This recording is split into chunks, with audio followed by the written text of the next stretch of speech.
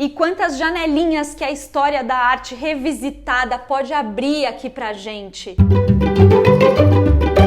Amores, o vídeo de hoje é uma análise de obra dessa pintura aqui a partir de um estudo que a Anne Lafon, historiadora de arte francesa, publicou nesse livrinho aqui. E o que a gente faz para começar a analisar uma obra de arte é começar do começo, as informações que estão ali visíveis. Parou na frente do quadro. O que é que você vê? Nessa pintura vemos o retrato de uma mulher negra. Ela é jovem, está elegantemente sentada em uma poltrona de estofado verde, na qual repousa um chale azul. Ela tem uma aparência serena, mas sustenta uma postura ereta. O pescoço é altivo, o corpo vigoroso, a musculatura levemente definida, a pele realçada por sombras delicadas. Ela usa um brinco dourado na orelha direita, um turbante branco torcido na cabeça e com uma das pontas que cai na lateral esquerda do rosto. O corpo está coberto com um tecido branco, uma faixa vermelha na cintura, o seio direito desnudo e as mãos repousam no colo como o esquema iconográfico tradicional. No fundo, uma parede creme com aspecto manchado. A jovem da pintura observa o espectador com o corpo todo e aqui eu cito uma passagem do livro. Anne Lafon diz: ela mantém a pose e ocupa seu lugar num momento da história em que a capacidade de ostentar uma postura digna e ereta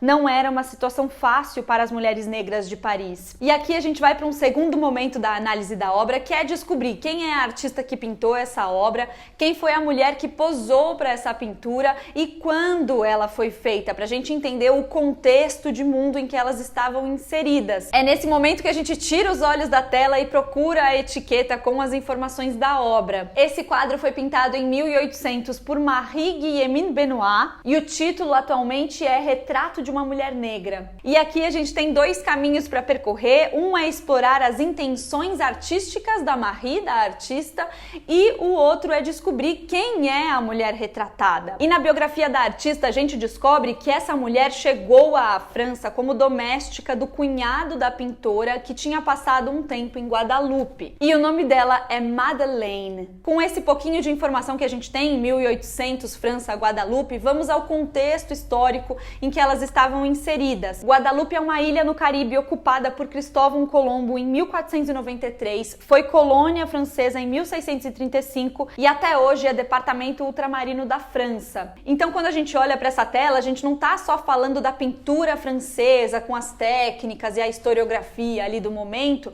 estamos falando também da vida africana nas colônias do Atlântico Negro. Ao que tudo indica, essa tela foi pintada no castelo da família da Marie em Lot, no oeste da França, durante o verão de 1798, mas também existe a hipótese de que a tela tenha sido pintada em Paris, porque a modelo deve ter posado por bastante tempo para que a artista conseguisse trabalhar com tanto êxito. O retrato permaneceu com a Marie até 1818, quando o Louvre comprou a tela junto de outras 3 pinturas da artista. Marie-Guillemine expunha bastante nos salões de Paris, os seus quadros eram sucesso de público, ela recebia encomendas e por isso o Louvre comprou as telas. Mas a compra talvez tenha sido uma espécie de indenização por ela ter de abandonar a carreira para não prejudicar a ascensão profissional do marido na restauração da dinastia Bourbon. Marie estudou pintura no ateliê de Elisabeth Vigée-Lebrun e depois no de Jacques-Louis David nos anos 1780. Mas logo ela precisou sair porque corria o risco moral de cruzar com rapazes. Em relação às convicções políticas, Marie e o marido se mantiveram fiéis ao rei. Era a Revolução Francesa e no período do terror jacobino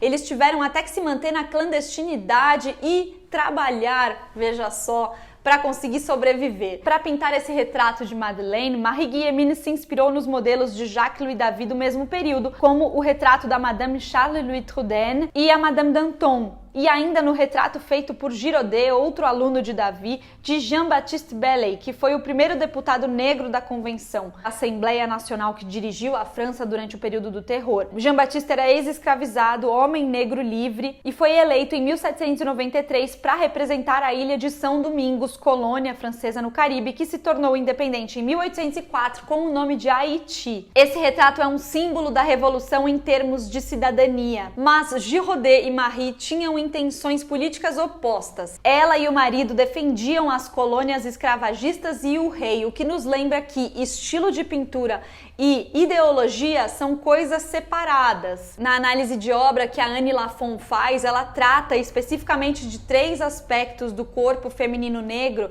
que podem ser evocados a partir desse retrato. O primeiro, que vem da assinatura da Marie Guillemine, que está bem em cima da mão da Madeleine. Esse entrelaçamento simbólico de mãos insinuaria que a Madeleine também assinou o quadro. Annie Lafon lembra as uniões interraciais desse período histórico em que as criadas se envolviam com os colonos brancos, formando uma segunda família ilegítima, mas que na maioria das vezes terminava com a alforria da mulher e dos filhos. Ela escreve: nesta perspectiva, o seio nu de Madeleine, pintado por Marie Guillemine, inscreve-se na tradição africana e diaspórica do empreendedorismo feminino, no qual o corpo é, de fato, instrumento da emancipação e da ascensão social, e não está relacionado ao objeto do estupro organizado do sistema escravagista. O retrato de Madeleine e o seio nu também faz a historiadora pensar nas amas de leite nas Américas. Ela escreve: trata-se do único fluido humano natural cuja contaminação insidiosa não era temida pela sociedade colonial. Foi talvez a observação dos fatos que racionalizou essa angústia potencial, já que o leite é branco,